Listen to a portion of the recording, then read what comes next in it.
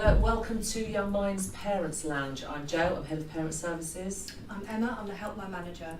Today we're talking about self-harm. So Emma, when we say self-harm, what are we actually talking about? Typically, Jo, we're talking about scratching and cutting, and that can be anywhere on the body, most commonly wrists and arm areas, but it could be anywhere. It could be anywhere that's not seen, and there are less common forms of self-harm which are more rare, things like burning or even putting an object somewhere in the body. And how common is it, and who's doing it? But it's hugely common. I mean, we know that the third most common topic that parents report to the helpline is self-harm, and that's absolutely huge. 1 in 12 children and young people across the UK self-harm, and we also know that 25,000 admissions every year in A&E take place as a result of children and young people presenting with quite significant self-injurious behaviours. So we know prevalence is on the rise. And it's extremely distressing for parents, isn't it? So can you tell us a bit about how it impacts on the whole family, the wider family, and typically how do parents feel? Firstly, parents often can't even process it or come to terms with it. It's such a shock and it's trauma. When a parent discovers that their child is or may be self-harming, they experience such trauma. And often this causes a ricochet effect within the family. Parents typically feel unsure of whether they can even discipline their child or what to do or how to parent their child.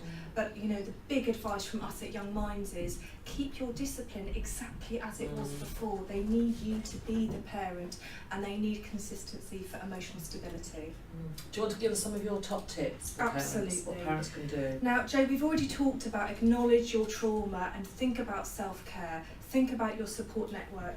What's really important as well is to unpick what you know about your child's self-harm versus what you don't know.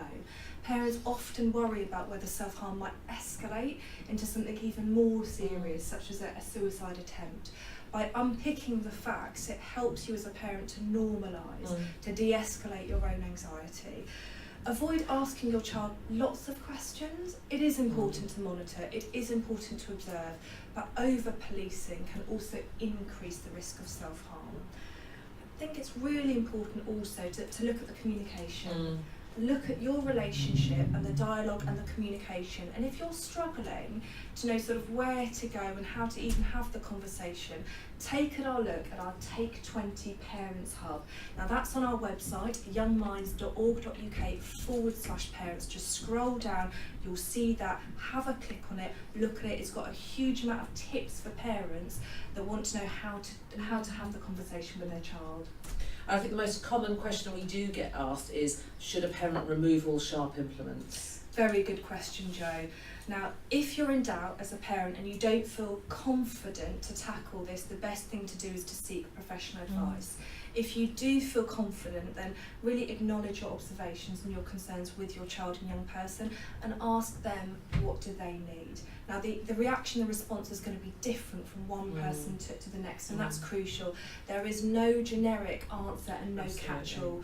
For one child, removing the blades may actually reduce temptation and it could be helpful, but for another it could increase risk because they may feel so desperate that they grab at something else which is ostensibly more dangerous or less sanitary. So there's no catch-all to this, but it's important to know that self-harm requires a risk assessment, and usually that means having input from a qualified mental health professional. And how easy is it to be taken seriously by services and actually meet those thresholds for support?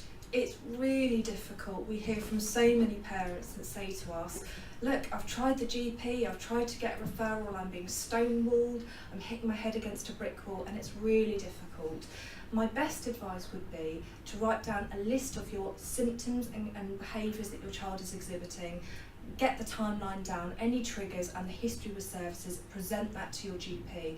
If that's not enough and you've already tried that, contact our helpline and we'll talk you through how to escalate that. Brilliant, thank you very much, Emma, thank you.